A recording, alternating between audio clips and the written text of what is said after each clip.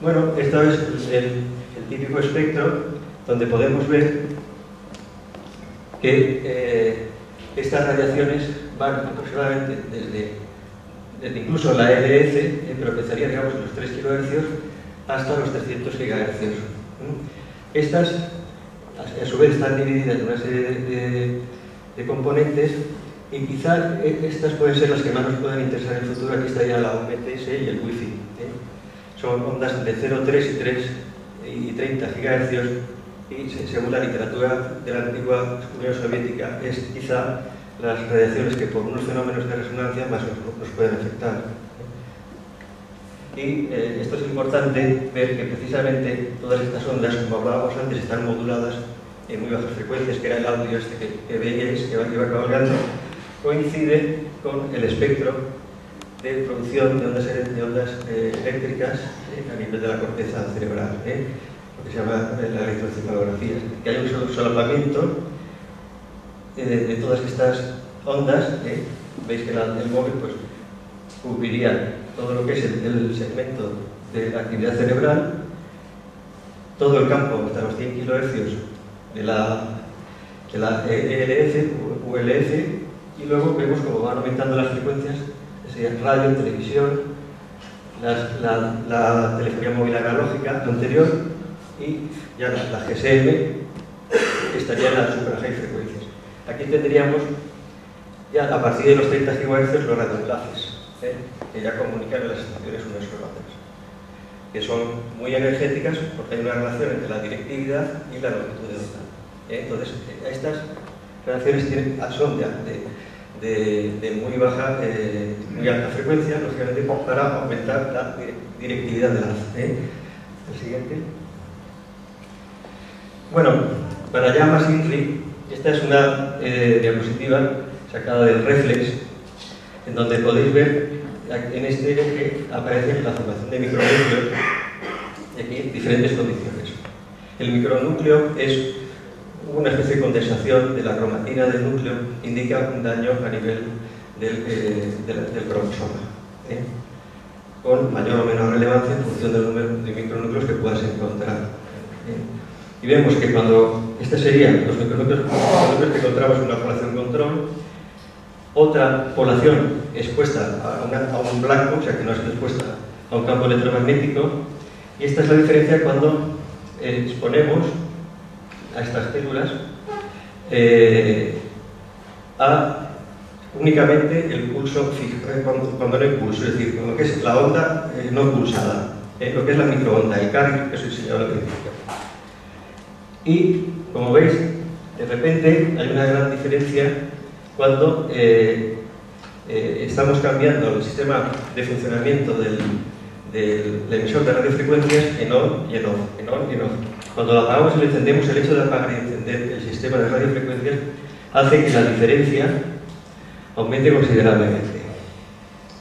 Esta sería cuando estamos excitando con la actividad de los 117, y esta cuando estamos hablando de aquella fase que os he enseñado al final, donde la fase de TAC, de hablar, donde estamos midiendo la frecuencia de los 117 y cuando escuchamos baja a 2 Hz. Para ahorrar, bueno, pues esta fase de TAC es todavía más formadora de micronúcleos.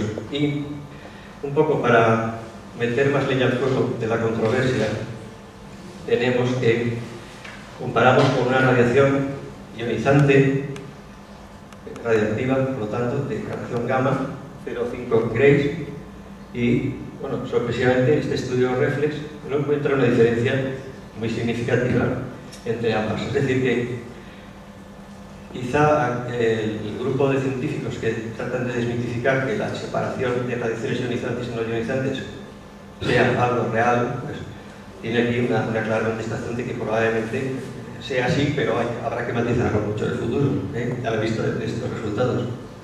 Siguiente. Esto es una lista de parámetros que deben de tenerse en cuenta para hacer un experimento.